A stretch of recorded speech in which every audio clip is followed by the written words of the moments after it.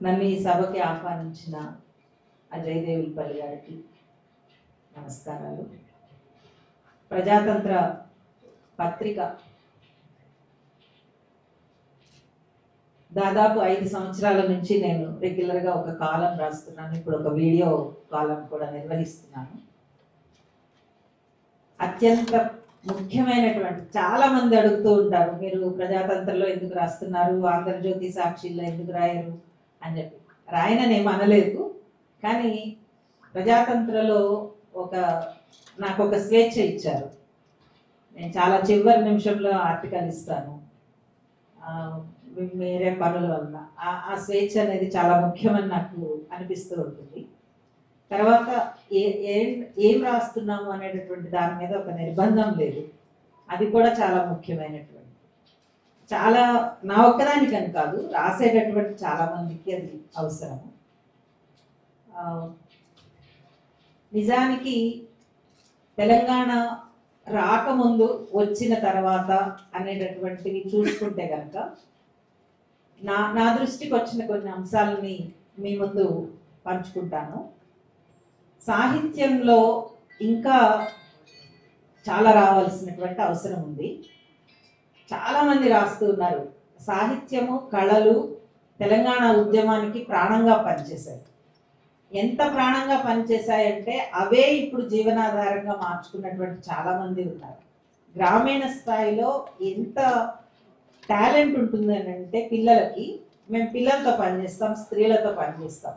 ముఖ్యంగా సిద్దిపేట జిల్లాలో దుబ్బాక కాన్స్టిట్యుయెన్సీలో పనిచేస్తూ ఉంటాము. తొగుట ఆ మండలాల్లో, మిరుదొడ్డి మండలాల్లో ఎంత టాలెంట్ ఉంటుందంటే ఆ పిల్లలందరికీ కూడా ఒక అంశం చెప్తే ఆ అంశం చుట్టూ 10 రకాల కళారూపాలని విజువల్గా కావచ్చు, చిత్రలేఖనంలో కావచ్చు, కథల రూపంలో కావచ్చు, అంత బాగా చేసినటువంటి సందర్భాలు ఉన్నాయి. ప్రతి సంవత్సరము బాల ప్రతిభా మేళా అని ఒకటి టీచర్స్ సహాయంతో చేసేవాళ్ళం. మామిడి హరికృష్ణ గారు కూడా దానికి చాలా సహాయం అందించారు. గవర్నమెంట్ స్కూళ్ళల్లో చదివేటటువంటి పిల్లలు మాత్రమే దాంట్లో పార్టిసిపేట్ చేయాలి. ప్రైవేట్ స్కూల్స్ వాళ్ళకి దాంట్లోకి అర్హత లేదు. అది కూడా ఒక విమర్శ వచ్చింది. ప్రైవేట్ స్కూల్లో చదివే వాళ్ళు కూడా పిల్లలే కదా, కానీ గవర్నమెంట్ స్కూళ్ళల్లో చదివేటటువంటి పిల్లలకి వేదికలు లేవు అనేటటువంటి దాంతో వాళ్ళకి ప్రతి సంవత్సరం ఒక కార్యక్రమం నిర్వహించేవాళ్ళు. డిసెంబర్ 10 మానవ హక్కుల వేదిక రోజు, మానవ హక్కుల దినం రోజు, అక్కడ పిల్లలు కథ రాయమంటే ఎంతమంది కథలు రాశారు అంటే దాదాపు 5 ఏళ్ల పాటు పిల్లలు కథలు రాశారు. వాటిని డాక్యుమెంట్ చేయలేకపోయారు. ప్రజాతంత్ర అవకాశం ఇస్తే ఆ కథలన్నీ ప్రజాతంత్రకి ఇస్తాము ఖచ్చితంగా.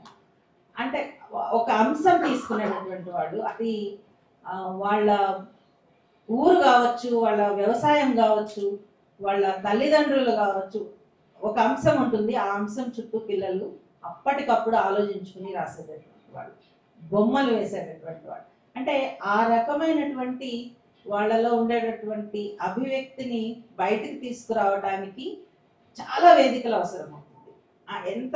ఎంత అవకాశం ఉంటే పిల్లలు అంత బాగా ఆలోచించగలుగుతారు, దాని మీద పని చేయగలుగుతారు. ఎక్కడో పునర్నిర్మాణం అనేటటువంటిది పైనుంచి వచ్చేటటువంటి అంశం అని నేను అనుకోను, కింద నుంచి వెళ్ళేటటువంటి అంశం.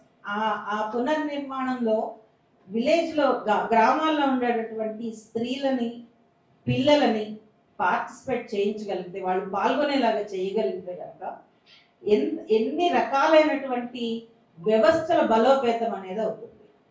గ్రామాల్లో ఉండేటటువంటి మహిళా సంఘాలు ఈరోజు మొత్తము వ్యవసాయానికి సంబంధించిన మార్కెటింగ్ వ్యవస్థను చూస్తున్నారు, కానీ దానికి గుర్తింపు చూస్తున్నారు, కానీ దానికి సరైనటువంటి ఆర్థిక గుర్తింపు కానీ, వాళ్ళ పని పట్ల గుర్తింపు కానీ ఇంకా పెంచాల్సినటువంటి అవసరం ఉంటుంది. అది పాలసీల వరకు తీసుకెళ్లాల్సినటువంటి అవసరం ఉంటుంది. తర్వాత నా దృష్టిలో వచ్చినటువంటిది, ప్రధానమైనటువంటిది, నేను పనిచేస్తున్నది కూడా తెలంగాణ ప్రాంతంలో ఒక సజీవమైనటువంటి ఒక వ్యవసాయ విధానం ఉండేది. ఎంత సజీవమైనటువంటి వ్యవసాయం అంటే, ఇక్కడ నేలలు అద్భుతమైనటువంటి పంటలకి ఆవాసం, వైవిధ్యమైనటువంటి పంటలకు ఆవాసం. ఆ వైవిధ్యమైనటువంటి పంటలు అన్నీ పోయి, ఒక ఆహార భద్రతనిచ్చేటటువంటి పంటలు పోయి, పూర్తిగా వాణిజ్యపరమైనటువంటి పంటలు ఒక ఆ వైపుగా ఒక ప్రయాణం జరగటం చాలా స్లోగా జరిగిపోయింది. అది దాని విధ్వంసం ఈరోజు కొన్ని లక్షల కుటుంబాలు అనాథలుగా నిలబడ్డాయి, ఆత్మహత్యలతో అల్లాడుతున్నాయి. తెలంగాణ వచ్చిన తర్వాత ఈ పరిస్థితి మారుతుంది అనేటటువంటిది మేము పెట్టుకున్నటువంటి చాలా బలమైనటువంటి ఆశ, కానీ అది ఇప్పటికీ కొనసాగుతుంది. దీనికి ఏ ప్రభుత్వం కారణము, లేకపోతే ప్రభుత్వాల వ్యక్తుల అనే దానికన్నా కూడా అసలు మన సమాజంలో ఈ పరిణామ క్రమం చాలా చాప కింద నీరులాగా జరుగుతూ ఉంటుంది, బయటికి కనిపించదు.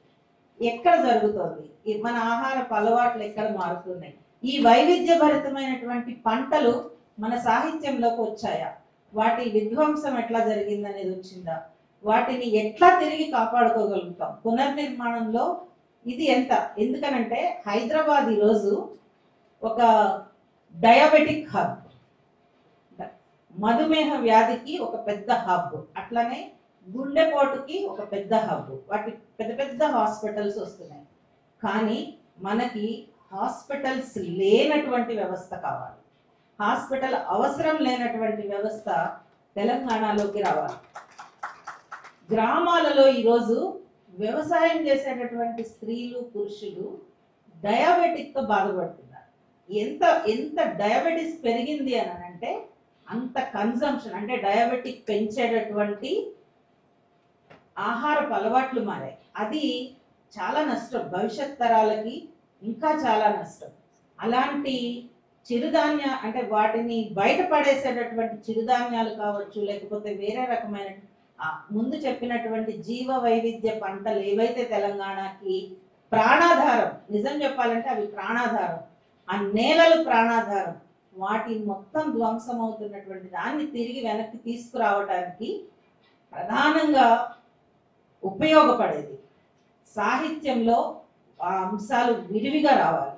అది కవిత్వమా, పాటన, కథన, కవిత్వమా, ఏదైనా కావచ్చు, నాటకమా, కానీ అవి తిరిగి వెనక్కి వచ్చినప్పుడు తెలంగాణ చాలా ప్రపంచానికే తలమానికగా మారుతుంది. మా నినాదం ఒక్కటే, మనం ఏదైతే పండిస్తామో అది మన శరీరంలోకి వెళ్తుంది, మనం ఏదైతే అనారోగ్యాన్ని తెచ్చుకుంటామో అదే మన పండించేటటువంటి పంటే మన అనారోగ్యానికి హేతు అవుతుంది. ఫామ్ టు ప్లేట్ అనేటటువంటి దాంట్లో ఆరోగ్యకరమైనటువంటిది ఉండాలి. తెలంగాణ చిరుధాన్యాల తట్టగా మారాలి, విత్తనాల తట్టగా, చిరుధాన్యాల తట్ట అనేటటువంటి దాన్ని మనం కాన్సెప్ట్ తీసుకోగలిగితే కనుక అద్భుతమైనటువంటి ప్రయోగాలు, జీవితం, రాష్ట్రం సుసంపన్నమయ్యేటటువంటి అవకాశం ఉంటుందనేది మా పరిశీలనలో వచ్చింది. తెలంగాణ రైతు ఆత్మహత్యలు లేని తెలంగాణగా అతి తొందరలో మారాలి అనేటటువంటిది మా ఆకాంక్ష. రైతు ఏడిస్తే ఎవరు అది దేశానికే మంచిది కాదు అనేటటువంటిది నా నమ్మకం. ఈ సంచిక తీసుకురావడంలో చాలా కృషి చేసినటువంటి ప్రవీణ్ గారికి అభినందనలు, అట్లానే అజయ్ గారికి. సుజాత వచ్చారు, సుజాత గారిని వేదిక మీదకి ఆహ్వానిస్తున్నాం. శాతవాహన యూనివర్సిటీ లో ప్రొఫెసర్గా పనిచేస్తున్నారు. సింగరేణి కాలనీలో తెలంగాణ బిడ్డల కోసం ఒక అద్భుతమైనటువంటి ప్రయోగాన్ని చేస్తున్నారు. అది తెలుసుకోవాల్సినటువంటి అవసరం ఉంది. Thank you so much.